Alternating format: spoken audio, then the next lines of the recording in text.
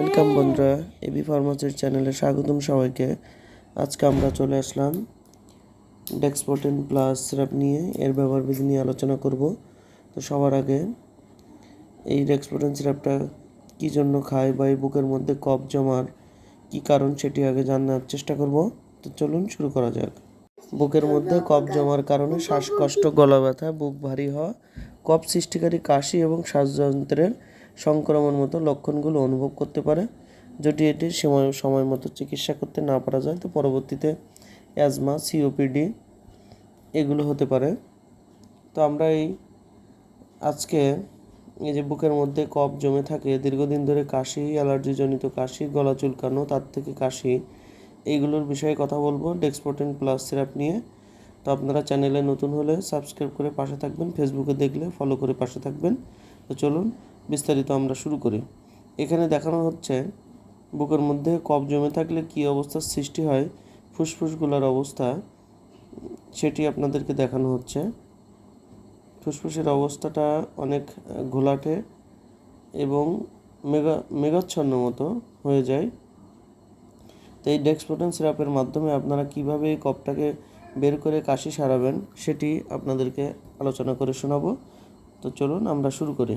Dexpotent plus এই সিরাপটার ভিতরে আছে ডেক্সট্রোমেথরফেন, ফিনাইল এফ্রিন ও ট্রাইপ্রোলিডিন, এই তিনটি সমন্বয়ে গঠিত এই ডেক্সপোটেন প্লাস সিরাপটি।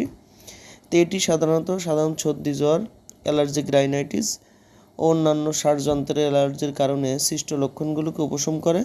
সামান্য গলা বা ব্রঙ্কিয়াল জ্বালার কারণে সৃষ্ট কাশি, সর্দি, হাসি, নাক বা গলা চুলকানো, জলযুক্ত চোখ, নাক বন্ধ, নাসারুদ্ধ ফুলা কমায়।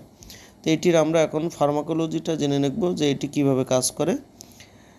ডেক্সট্রোমেথরফেন হাইড্রোক্লোরাইড একটি হাইড্রোব্রোমাইড, একটি কাশি দমনকারী বা কাশির চিকিৎসায় ব্যবহৃত হয়। ফিনাইলএফ্রিন হাইড্রোক্লোরাইড পোস্ট সিনাপটিক আলফা রিসেপ্টরে উদ্দীপ্ত করে, যার ফলে ভ্যাসোকনস্ট্রিকশন হয় যা বন্ধনাক খুলতে সাহায্য করে। ট্রাইপ্রোলিডিন হাইড্রোক্লোরাইড হলো একটি তন্দ্রা সৃষ্টিকারী অ্যান্টিহিস্টামিন বা অ্যালার্জিক রাইনাইটিসের লক্ষণসমূহ উপশমে ব্যবহৃত হয়। তো এই ডেক্সপোটেন প্লাস সিরাপটির পার্শ্ব প্রতিক্রিয়াটা আমরা জানার চেষ্টা করব। এটি তন্দ্রা, অলাসতা, কোষ্ঠকাঠিন্য সৃষ্টি করতে পারে। অন্যান্য পার্শ্ব প্রতিক্রিয়া যা ঘটতে পারে তার মধ্যে রয়েছে পাকস্থলীর অস্থিরতা, মরফিন ধরনের উপর শারীরিক নির্ভরতার কোনো প্রমাণ নেই, তবে এটি খেলে ক্ষণস্থায়ী উচ্চ রক্তচাপ, শুষ্ক মুখ, অস্থিরতা, বুক ধড়ফড়, ফুসফুড়ি, শ্বাসকষ্ট, সাইকোসিসে রক্তের দ্বিচক্রিয়া হতে পারে। তবে এটি খেলে কিন্তু প্রচুর পরিমাণে ঘুমের সৃষ্টি হয়। তো সুতরাং এটি খেয়ে গাড়ি ঘোড়া ড্রাইভ করা একেবারেই উচিত নয়। ডেক্সপোটেন সিরাপটি যারা খায় এটা তন্দ্রাভাবের কারণ হতে পারে। যদি ওষুধের কারণে তন্দ্রাভাব আসে তাহলে যেটি বললাম যে মোটর গাড়ি বা যন্ত্রপাতি চালানোর থেকে বিরত থাকতে হবে। এই ওষুধ খাওয়ার সময় অ্যালকোহলযুক্ত পানীয় এড়িয়ে চলতে হবে।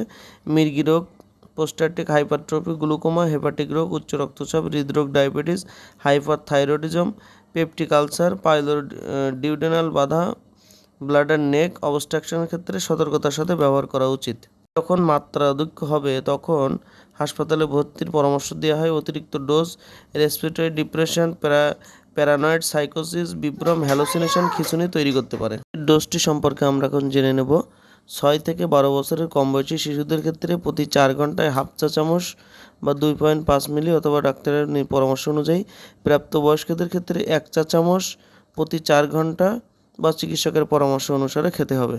কয়েকটি ওষুধের সাথে মিথস্ক্রিয়া হতে পারে, এজন্য এই ওষুধগুলো থেকে এড়িয়ে চলা উচিত। যেমন বেটা ব্লকার্স, পার্কিনসন্স রোগের ঔষধ, এগুলো থেকে এড়িয়ে চলা উচিত। গবেষণায় দেখা যায় এটি লিভারের রোগ বা অ্যাজমা রোগীদের ক্ষেত্রে এড়ানো উচিত এবং মোনোঅ্যামাইনো অক্সিডেজ ইনহিবিটর গ্রহণকারী রোগীদের ক্ষেত্রে এই ধরনের চিকিৎসা বন্ধ করার 2 সপ্তাহের মধ্যে এড়ানো উচিত। ছিল মূলত ডেক্সপোটেন প্লাস সিরাপের বিস্তারিত আলোচনা। ভালো থাকবেন সবাই, ধন্যবাদ সবাইকে।